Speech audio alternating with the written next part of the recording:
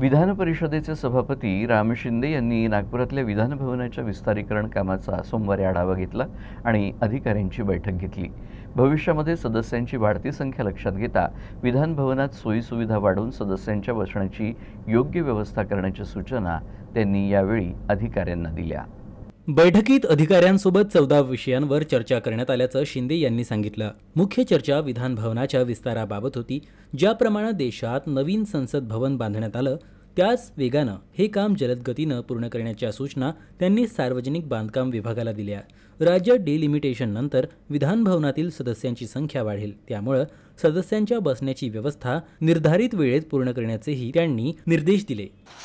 आपण आता पाहतोय की पार्लमेंटचं देखील इमारत तयार झालेली आहे। भविष्यामध्ये डिलिमिटेशन नंतर वाढणारी लोकसभा सदस्यांची संख्या, ज्यावेळेस लोकसभा सदस्याची संख्या वाढेल त्यावेळेस राज्यातली देखील विधानसभा सदस्याची संख्या आफ्टर सेन्सस आणि आफ्टर डिलिमिटेशन वाढण्याची शक्यता आहे। हे लक्षात घेऊन या नागपूर विधान भवनामध्ये राज्याची उपराजधानी आहे, इथे देखील एक कंपोजिट प्लॅन तयार करण्याच्या दृष्टिकोनातून सूचना दिलेल्या आहेत की ज्यामध्ये विधानसभा, विधान परिषद, मध्यवर्ती एक सभागृह आणि त्याचबरोबर त्याला जोडूनच एक प्रशासकीय इमारत देखील असावी, अशा प्रकारचा एक परिपूर्ण प्रस्ताव तयार करण्याच्या सूचना देखील आपण सार्वजनिक बांधकाम विभागाला दिलेल्या आहेत।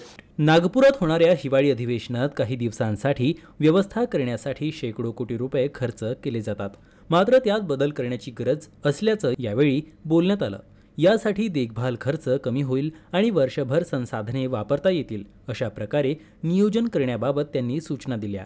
विधान भवनाच्या विस्तारीकरणासाठी विधान भवनाजवळील वन विभागाची जमीन हस्तांतरित करण्यासाठीही प्रयत्न केले जाणार असल्याचं त्यांनी सांगितलं। आपण विस्तारित हे विधिमंडळ करत असताना प्रेसची जागा घेतलीच आहे, प्रेसची जागा घेण्याच्या संदर्भामध्ये सूचना दिल्याच आहेत, पण त्याचबरोबर 0 माईलच्या आणि प्रेसच्या जागेमध्ये एक फॉरेस्ट विभागाची देखील ऑफिस आहे, ते देखील महाराष्ट्र शासनाच्या अखत्यारीत येतं। त्यामुळं विधान भवन हे एक प्रेस्टिजियस विषय आहे, नागपूर उपराजधानी आहे आणि म्हणून चौरस आणि चांगल्या पद्धतीची वास्तू कंपोजिट प्लॅन तिथे तयार झाला पाहिजे। त्या दृष्टिकोनातून त्या फॉरेस्टच्या जागेच्या ऑफिसच्या संदर्भामध्ये देखील वस्तुस्थिती अहवाल तपासून पाहण्याच्या संदर्भामध्ये देखील सूचना दिलेल्या आहेत। विधान भवनासमोरील मेसर्स एन कुमार हॉटेल्सच्या अपूर्ण इमारतीचं अधिग्रहण करण्याचे निर्देशही त्यांनी दिले। अधिग्रहणासाठी आतापर्यंत जे प्रयत्न केले गेले ते अपयशी ठरले, मात्र आता त्यांनी इमारतीच्या मालकाशी पुन्हा संपर्क साधून मालमत्तेचं नव्यानं मूल्यांकन करून प्रस्ताव आणि अहवाल उच्चस्तरीय समितीला पाठवण्याच्याही सूचना दिल्या।